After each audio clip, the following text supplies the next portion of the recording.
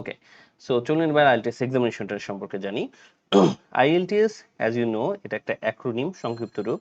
এটার ইলাবোরেশন আছে। ইলাবোরেশনটা হচ্ছে International English Language Testing System. Okay, তো এটা রেজিস্ট্রেশন এবং ভেন্যু সম্পর্কে জানা যাক।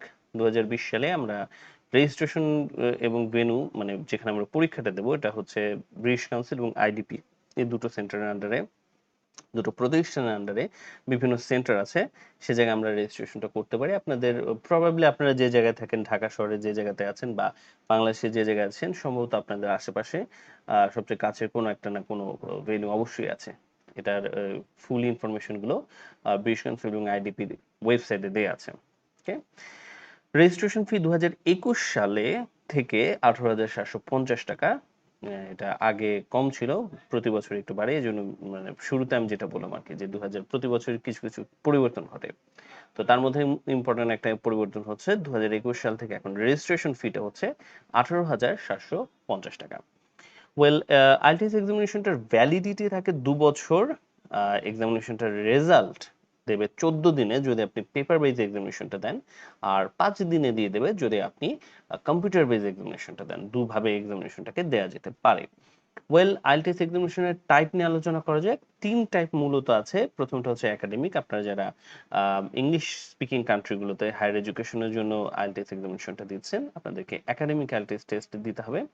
যারা professional visa, skill migration, immigration পারপাসে আইএলটিএসটা দিচ্ছেন, আপনাদেরকে দিতে হবে জেনারেল ট্রেনিং আইএলটিএস এক্সামিনেশন। এবং যারা ইউনাইটেড কিংডমে পড়ার জন্য যেতে চাচ্ছেন, আপনাদের কিন্তু একটা বিশেষ ধরনের আইএলটিএস এক্সামিনেশন দিতে হবে, সেটা ইউকে ভিআই। মোটামুটি একই রকম, বাট এটা ব্রিটিশ কাউন্সিল গিয়ে আপনাকে দিতে হবে।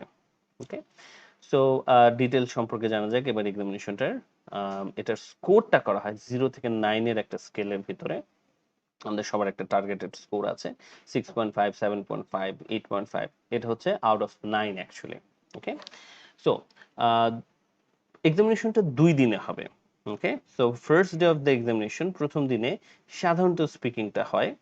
ওকে, এটা আবার এক্সামিনেশনের শেষেও হতে পারে, একদিন পরে হতে পারে, বাট সাধারণত প্রথমে এক্সামিনেশনের স্পিকিং এর পার্টটা হয়ে যায়।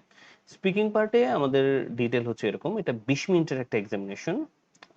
এই এক্সামিনেশনে 3 পার্টে আপনাকে প্রশ্ন জিজ্ঞেস করা হবে, পার্ট 1, 2 এবং 3।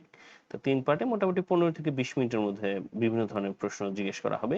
কি ধরনের প্রশ্ন কোন পার্টে আসবে, কেমন ভাবে এগুলোর আসলে অ্যান্সার দিলে ভালো স্কোর আসবে, এই ডিটেল ইনফরমেশনগুলো আমাদের কোর্সের বাকি অংশে আসলে আছে। ওয়েল, এটা একজন এক্সামিনার ভার্সেস একজন এক্সামিনির মধ্যে ঘটবে। So simple is that. IELTS এর স্পিকিং পার্টটা একাডেমিক, জেনারেল ট্রেনিং, ইকুইবিআই সবার জন্য আসলে সেম। ওকে, তো এই পর্যন্ত হচ্ছে স্পিকিং এর পার্টটা। এবার দ্বিতীয় দিন, সেকেন্ড ডেতে বা অল্টারনেটিভ একটা ডেতে, আমাদের বাকি 3টা এক্সামিনেশন একসাথে অনুষ্ঠিত হবে। এবং এক্সামিনেশনটা শুরু হবে সবসময় হচ্ছে লিসনিং টেস্ট দিয়ে। লিসনিং টেস্টের আইডিয়াটা খুব সিম্পল। এখানে আমাদেরকে একটা হেডফোনে কিছু কনভারসেশন আমাদেরকে শুনতে হবে, অডিও কনভারসেশন আমরা শুনবো। অডিও কনভারসেশন শুনে তার উপর বেস করে আমাদের হাতে থেকে কিছু প্রশ্নের জবাব আমাদের দিতে হবে।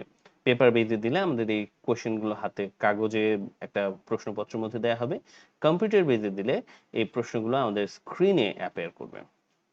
সো এই টেস্টটা হচ্ছে মোটামুটি 30 মিনিটের একটা টেস্ট, আর প্লাস টেস্টের শেষে অ্যান্সার ট্রান্সফার করার জন্য 10 মিনিট সময় দেওয়া হবে পেপার বেজ এক্সামিনেশনে। কোশ্চেন হচ্ছে 40টা আমাদেরকে সলভ করতে হবে। 4 পার্টে আমাদের এই প্রশ্নগুলো আসলে আসবে। তো মূল আইডিয়াটা আমি যেটা বললাম, যে বিভিন্ন ধরনের কনভারসেশন আমাদেরকে এখানে শুনতে হবে এবং অ্যান্সারটা আমাদেরকে লিখতে হবে একটা পেপারে। যদি পেপার বেজ এক্সামিনেশন দিই, কম্পিউটার বেজের ক্ষেত্রে অ্যান্সারটা ট্রান্সফার করতে হবে কম্পিউটারে। এটা একাডেমিক জেনারেল ট্রেনিং সবার জন্য সেম। লিসনিং টেস্টের পরে আমাদের আসছে রিডিং টেস্ট। রিডিং টেস্টের আইডিয়াটা হচ্ছে এটা 60 মিনিটসের একটা এক্সামিনেশন, 1 ঘন্টার একটা টেস্ট। এই 1 ঘন্টার ভেতরে আমাদেরকে কিছু প্যাসেজ সলভ করতে হবে। তো 3টা বড় প্যাসেজ হবে যদি আমরা একাডেমিক আইএলটিএস এক্সামিনেশন দিই, আর জেনারেল ট্রেনিং এর ক্ষেত্রে আমাদের 4টা ছোট প্যাসেজ এবং একটা বড় প্যাসেজ সলভ করতে হবে। ওকে, তো 5টা প্যাসেজ অ্যাকচুয়ালি। আর আরেকটা ইনফরমেশন হচ্ছে এখানে আমাদের কোশ্চেন 40টা হবে, যে কটা প্যাসেজে থাকুক একাডেমিক, জেনারেল ট্রেনিং, ইউকেবি সব ক্ষেত্রে হচ্ছে কোশ্চেনের সংখ্যা 40।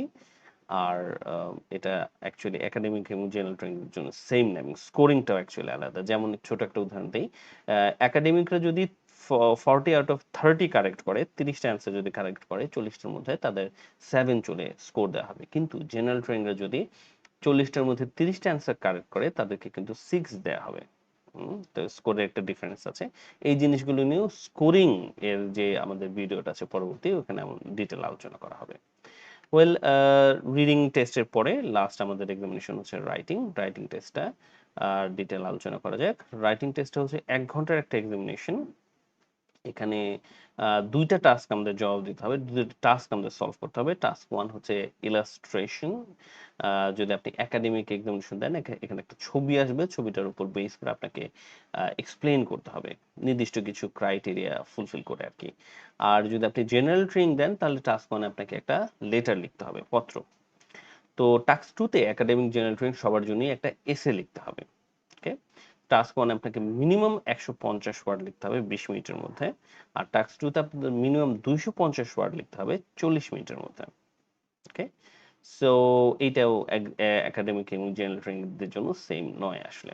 ওকে, সো এর সাথে সাথে আমাদের এক্সামিনেশনটা শেষ হবে।